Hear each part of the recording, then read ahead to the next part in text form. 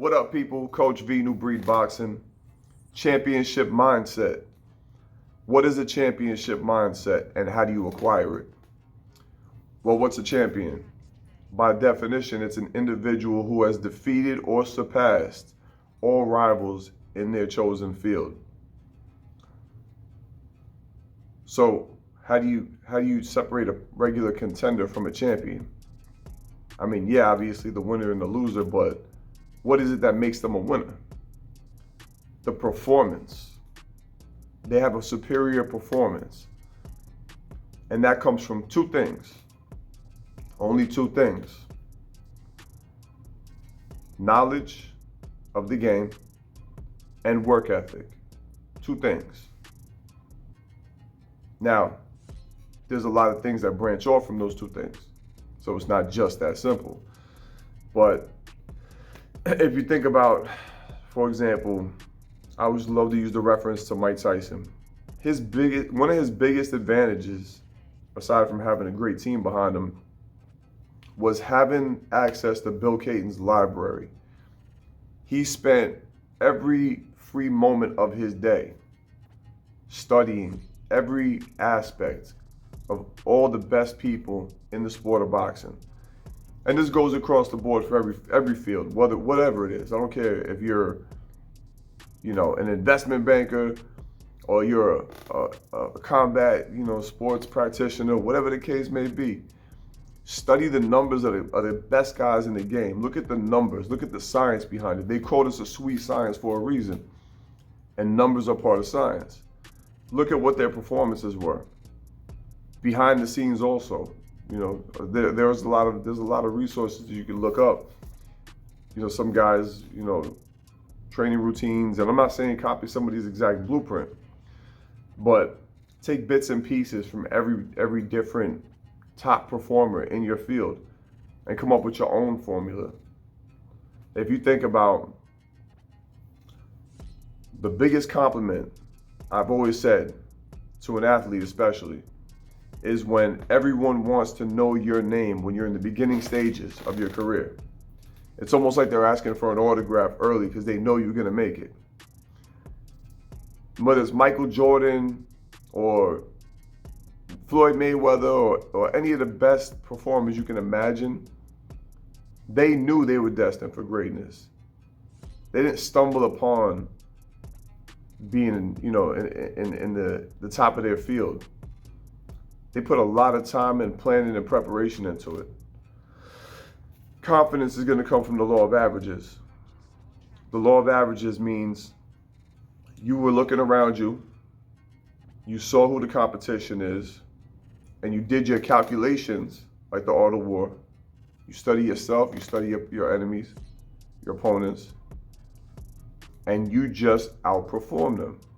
And of course, there's a lot of variables, but your foundation is to solidify your work ethic. That is always going to be the best insurance policy you can ever have going into any competition. If you know that you ran farther, you trained harder and smarter, and you studied everything you could study with whatever you did, everything you can with what you have where you are, that will give you real confidence going into the situation. Whether it's going to, another gym to spar for the first time, or going into your first fight, or going into a championship tournament or professional fight, whatever the case, whatever the case may be, or just any kind of competition. I think that this is just something that goes across the board, but more so for sports. If you look around you in your own gym, see, the whole thing is this: you got to be the best in your gym, then the best in your region, then the best in your state, then the best in your nation, then the best in the world.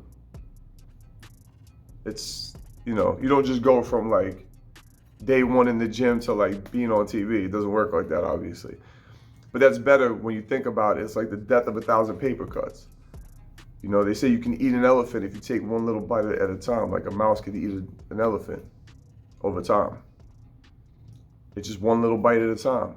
One small obstacle overcome after the next. And there's only so many. And there's a window of time that you're racing against to get to the level that you want to be on. And that's also a good thing, because it keeps you on your toes. Because you know time is on your heels. You can't box forever. You can't fight forever. You can't be an athlete forever. You know what I mean? So you got to do your calculations, and numbers and mathematics play a big part in your, in your planning and your success. And again, real confidence comes from knowledge and work ethic. Those are the two main key factors that will separate a regular contender from a champion. And think about this too, there's two approaches to it. I like to say you got the Mike Tyson approach, which is, to me, the optimal outcome is when you can just completely obliterate your opponent and don't underestimate your ability to completely destroy someone more experienced than you in some cases. I mean, obviously you have to have a certain amount of experience and ability before you get to that point. You're not going to do that from day one. But once you get to the point where you're actually competing, I've seen guys that you never heard of from a hole in the wall completely annihilate guys that come into the ring with a ton of experience and a legacy behind them, because they were just having a bad day. So all that shit went right out the window. Believe it happens. Don't underestimate yourself.